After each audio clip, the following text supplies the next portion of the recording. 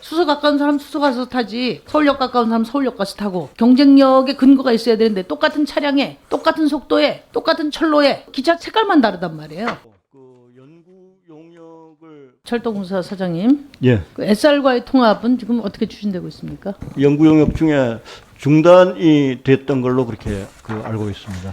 그 연구 용역 중도 해지에 대해서는 이제 감사원 감사 요구를 하도록 됐기 때문에 이제 지켜보겠습니다만은, 분할이 철도 공공성과 또 효율성에 배치된다는 것은 명확했다고 봅니다. 처음부터 13년도에 분할을 시도할 때 저도 그때 강력하게 반대를 했습니다만은, 그때 명분이 철도 경쟁 체제 도입이었어요. 상식적으로 생각할 때 열차 운행이라는 건 자연 독점적 산업이거든요. 이게 수서 가까운 사람 수서 가서 타지, 서울역 가까운 사람 서울역 가서 타고, 그런 거거든요. 경쟁력의 근거가 있어야 되는데 똑같은 차량에 똑같은 속도에 똑같은 철로에 단지 다른 게 기차 색깔만 다르단 말이에요. 그런데도 경쟁체제 도입이라고 분할을 했어요. 결국은 국토부 관리들 자리 만들고 사옥 만들고 이런 내부 거래 비용만 늘려서 무려 600억 가까운 이제 손실을 봤어요. 근데 그 용역 자체를 지금 석연치 않은 이유로 중단시켜서 이것까지 은폐하지 않았나. 중단된 건에 대해서는 분명한 책임을 물어야 된다고 생각해요.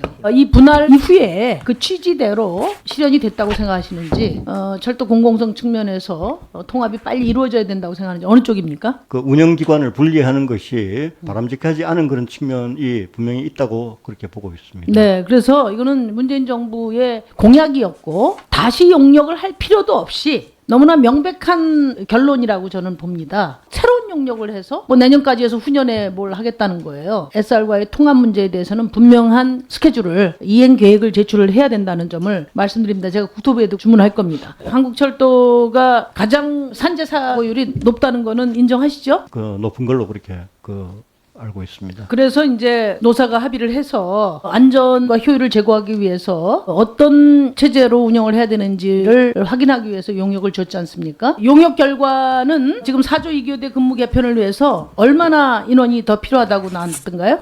약 1,800명 정도 그 증원을 제시를 한 바 있습니다. 근데 코레일은 인력 증원 없이 자체 충원으로 충분하다 이런 주장을 하셨어요? 저희들이 뭐 이런 그 코로나와 같은 이런 비상 상황을 예측하지 못하고 실시한 용역이었기 때문에 회사는 1,865명 확충안을 냈는데 정부 입장을 반영해서 제가 알기로는 950명, 그러니까 회사 안의 절반 수준에서 의견 접근이 있었던 것 같아요.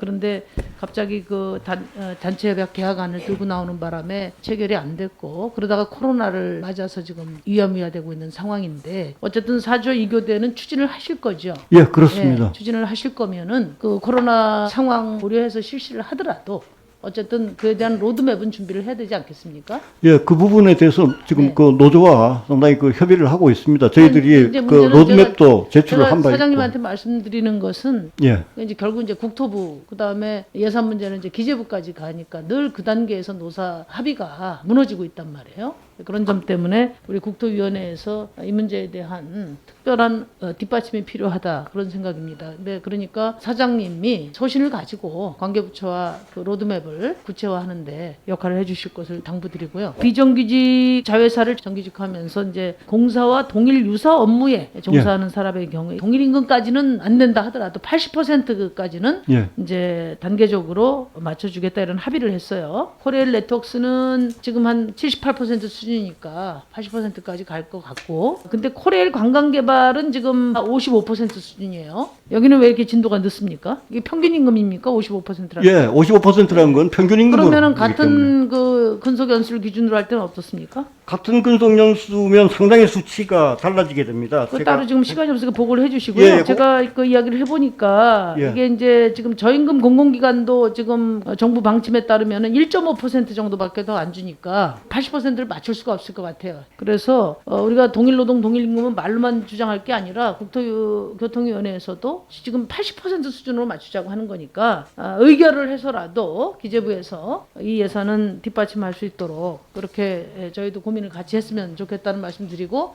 철도공사 사장께서 이 방안에 대해서 따로 한번 설명을 해주시기 바랍니다. 예, 그렇게 하겠습니다.